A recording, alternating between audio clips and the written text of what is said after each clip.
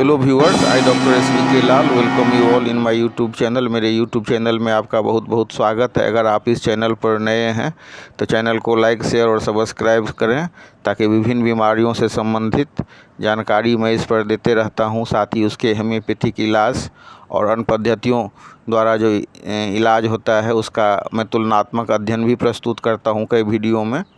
तो आप इससे जुड़ें और इसका जो मैं वीडियो अपलोड करता हूं उसका नोटिफिकेशन आप तक आसानी से पहुंचाए। इसके लिए ज़रूरी है कि आप इसको लाइक, शेयर और सब्सक्राइब करें। तो आइए शुरू करते हैं। Infertility and it's homeopathy cure. आज हम आपके लिए लेकर के आए हैं कि इनफर्टिलिटी के बारे में जानकारी, और हम देखते हैं कि कितना भयावह समस्या यह होते जा रहा है। वो दंपति जिनको संतान की चाह है वो कैसे संतान सुख से वंचित हो रहे हैं और इसके लिए कितना प्रयास कर लेते रहे हैं। कितना हाई टेक्नोलॉजी है और सबका एक लिमिटेशन है। कई बार वो हाई टेक्नोलॉजी और मॉडर्न इलाज के नाम पर ठगे जाते हैं और उनका नुकसान भी हो जाता है। कई बार आप देखेंगे कि इलाज करने से पहले पुरुष में स्पर्म मोटिलिटी ठीक ठाक था, या मतलब 30% था, इलाज के बाद वो 0% हो गया। इसी तरह जो स्पर्म मॉर्फोलॉजी है उसमें भी परिवर्तन हो जाता है। इस तरह से हम इसका तुलनात्मक अध्ययन भी करेंगे और जो होम्योपैथिक दवा है उसके बारे में आपको जानकारी देंगे। तो आइए शुरू करते हैं। सबसे पहले जानते हैं कि व्हाट इज इनफर्टिलिटी। तो it is the disease of reproductive system of male or female. It is defined as a failure in conceivement after the regular unprotected intercourse of duration 1 or more than 1 year. इस तरह हम कह सकते हैं कि बच्चा पैदा करने में अक्षमता को हम बांझपन कहते हैं, अर्थात माँ बनने या संतान प्राप्ति में जब कोई जोड़ा विफल रहता है तो उसे हम बांझपन कहते हैं। तो 1 साल तक की अवधि है। ऐसा नहीं है कि 1 साल लक्ष्मण रेखा है। कोई दंपति ऐसे भी हैं जिनको 2 साल तक साथ रहने पर संतान की प्राप्ति होती है। तो हम 1 साल को लक्ष्मण रेखा नहीं माने। सामान्य रूप से ऐसा कहा जाता है कि जब कोई 1 साल तक अनप्रोटेक्टेड इंटरकोर्स करे, साथ रहे, और उसके बाद भी जब वो महिला कंसीव नहीं करती है तो ऐसे मेडिकल कंडीशन को हम इनफर्टिलिटी कहते हैं।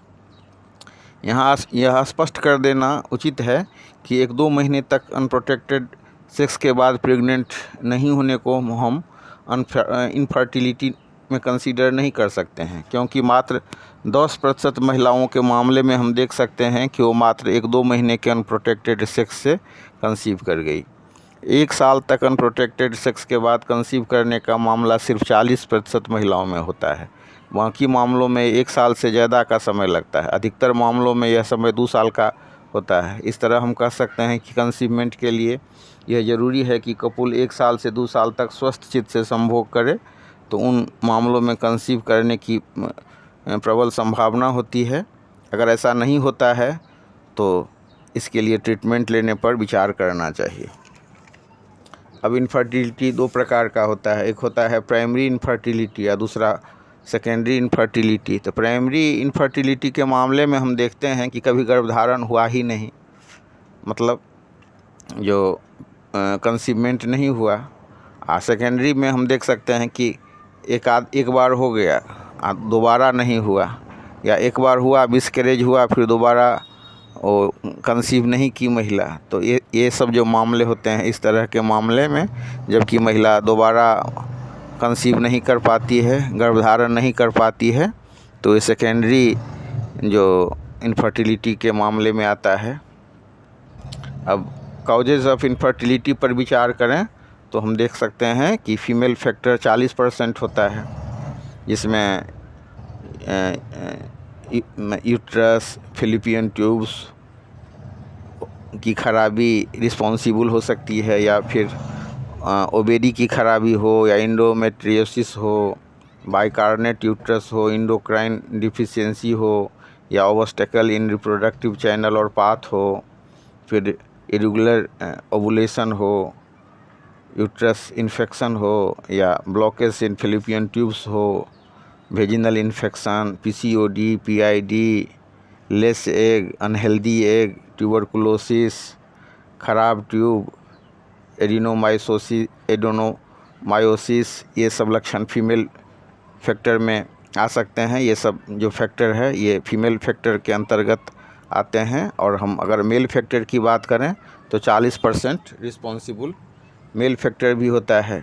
इसमें erectile disorder, ejaculation disorder, low sperm count, abnormal sperm, motility of sperm, sperm morphology, उसके बाद पस सेल का फॉर्मेशन, तो ये सब फैक्टर जो मेल फैक्टर में आता है। उसके बाद कंबाइंड फैक्टर की बात करें तो 10% ये फैक्टर होता है। इसमें दोनों जो माने दंपति के मामले में हम देखेंगे कि मेल और फीमेल दोनों ही का बढ़ा हुआ एज रिस्पॉन्सिबल हो सकता है, और महिला में खास करके बढ़ती हुई उम्र जो है वो रिस्पॉन्सिबल फैक्टर होता है। और 10% ऐसे मामले होते हैं जिसको कि एक्सप्लेन नहीं किया जा सकता है, इसका सब चीज़ ठीक ठाक होते हुए भी कंसीवमेंट नहीं होता है। इस तरह जहाँ तक इनफर्टिलिटी के कारण का सवाल है तो हम कह सकते हैं कि ये जेनेटिक है या लाइफ स्टाइल के कारण है, या मतलब माइक्रोन्यूट्रिएंट्स वगैरह की कमी है, या फिर पुरुष प्रजनन तंत्र या महिला प्रजनन तंत्र, या फिर दोनों ही के प्रजनन तंत्र में आई खराबी के कारण ऐसा हो रहा है। एक आंकड़े को माने तो भारत में 8 से 10% महिलाएं इनफर्टिलिटी से प्रभावित है। इनके बांझपन का प्रमुख कारण है हार्मोनल बढ़ता उम्र, PCOD, tube blockage, leucorrhoea, stress level, sex drive का कम होना इत्यादि। अगर हम पुरुष इनफर्टिलिटी की चर्चा करें तो low sperm count, low sperm motility, orchitis, varicocele, hydrocele, prostatitis, anorchia, absentness of testis, side effect of ray therapy and chemotherapy, आधुनिक जीवन शैली, alcoholic intake, consumption of alcohol, smoking इत्यादि हो सकता है। और कंबाइंड फैक्टर में करें तो हम देख ही रहे हैं कि कितना प्रदूषण ये सब फैला है, कीटनाशक का कितना प्रयोग होता है। तो ये मेल और फीमेल दोनों फैक्टर पर रिस्पॉन्सिबल है। दोनों के लिए ये कंबाइंड रूप से रिस्पॉन्सिबल ये फैक्टर होते हैं, प्रदूषण और इंसेक्टिसाइड सब का प्रयोग। एक बार मैं मुंबई की यात्रा पर था तो कल्याण में एक फैक्ट्री थी जहाँ पर घोड़ा को नपुंसक बनाने वाली दवाई का प्रोडक्शन होता था। उसमें जो काम करने वाले कामगार होते थे उनसे 5 साल के लिए कॉन्ट्रैक्ट किया जाता था, उसके बाद उनको बैठा करके सैलरी दिया जाता था। ऐसा कहा जाता था, ऐसी जानकारी मिली कि 5 साल तक काम करने के बाद आदमी नपुंसक हो जाता है वहाँ पर। मतलब उस फैक्ट्री में अगर 5 साल तक काम करे तो आदमी नपुंसक हो जाता है। तो इस तरह की भी बात होती है। तो कई मामले में हम ड्रग इंट्रोड्यूस्ड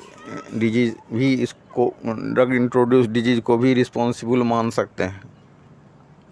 अब इसके इन्वेस्टिगेशन की बात करें तो हम देख सकते हैं कि सीमेन एनालिसिस टेस्ट 15 प्लस जो मिलियन स्पर्म्स पर मिलीलीटर होता है तो उसको हम सामान्य स्थिति कह सकते हैं। वैसे एक स्खलन में 3 से 4 मिलीलीटर तक सीमेन स्खलित हो सकता है, जिसमें 200 मिलियन तक शुक्राणु हो सकते हैं। स्पर्म के लाइफ की बात करें तो यह 5 से 6 दिन तक रह सकता है, जिंदा रह सकता है।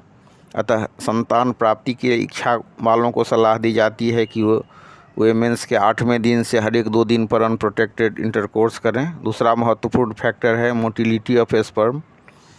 इसमें यह देखा जाता है कि शुक्राणु जो चल रहे हैं उसकी मोटिलिटी कितनी है, कैसी है, यह देखा जाता है कि वह सीधे चल रहा है या घूमकर। इसके अलावा इसकी बनावट और मॉर्फोलॉजी का भी अध्ययन किया जाता है। साथ ही पस सेल के परसेंटेज मॉर्फोलॉजी का भी अध्ययन किया जाता है। अब जो मतलब महिला इन्वेस्टिगेशन की बात है तो उसमें general body test, haemoglobin, thyroid, uterus, ultrasound test, follicles बन रहे हैं कि नहीं, इस सब पर विचार किया जाता है। उसके अलावा anti Mullerian hormone test, follicular monitoring test, tubes का टेस्ट, HSG इत्यादि किया जाता है। और मॉडर्न ट्रीटमेंट की बात करें तो ओवुलेशन के लिए लेट्रोजोल जैसी दवाएं दी जाती है, खास करके मोटापे से प्रभावित महिलाओं के ओवुलेशन के लिए बहुत उपयोगी है।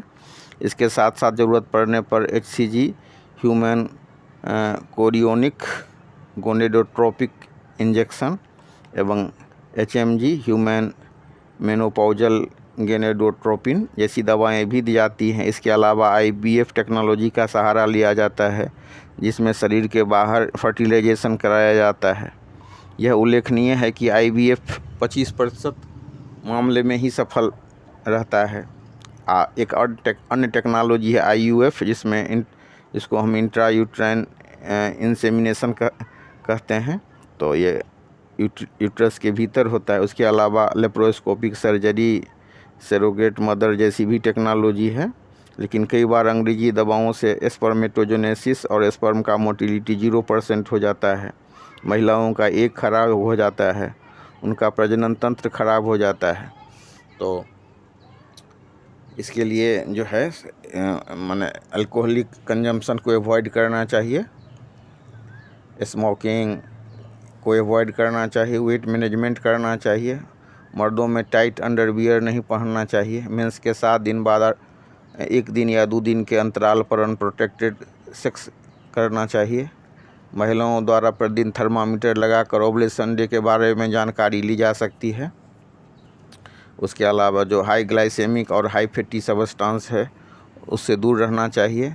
संतुलित भोजन, प्राणायाम, एक्सरसाइज, वॉकिंग ये सभी बहुत सहायक हो सकते हैं। और होम्योपैथी दवा की बात करें तो बहुत सारी दवाएं हैं, medorrhinum, sulphur, thuja, pulsatilla, calcarea fluor, ammonium mur, aurum mur नाइट्रानाइट्रिस, borax, lycopodium, phosphorus, natrum carb, aletris farinosa, ये बहुत सारी दवाएं हैं। लेकिन एक बहुत ही प्रचलित दवा के बारे में मैं आपसे जानकारी शेयर करूंगा। वो दवाई है नेट्रम कार्ब। कई मामले में हम देख सकते हैं कि नेट्रम कार्ब अगर 1 से 2 महीने तक दिया जाए तो गर्भाशय की सारी खराबी धुल करके निकल जाती है और महिला कंसीव कर जाती है। ऐसे ही एक दूसरी दवा है ऑरम्यूर नाइट्रानाइट्रिस, तो उसके भी बारे में ये कहा जाता है। इसके अलावा जो एक महत्वपूर्ण औषधि है सीपिया, यह होम्योपैथी में बांझपन की बहुत महत्वपूर्ण दवा है। इसे शरीर के अंग को इस योग्य बनाती है कि वो गर्भ को संभाल सके। इसमें जो पीरियड इरेगुलर होता है, ल्यूकोरियल डिस्चार्ज होता है। इसके अलावा एक बहुत ही महत्वपूर्ण दवा है बोरेक्स। बोरेक्स के मामले में क्या होता है कि इंटरकोर्स के बाद ये स्पर्म काउंट भी सही है, लेकिन डिस्चार्ज महिला का ऐसा होता है जो स्पर्म को मार देता है। तो इस कंडीशन में अगर बोरेक्स दिया जाए तो बहुत ही अधिक फ़ायदा होता है और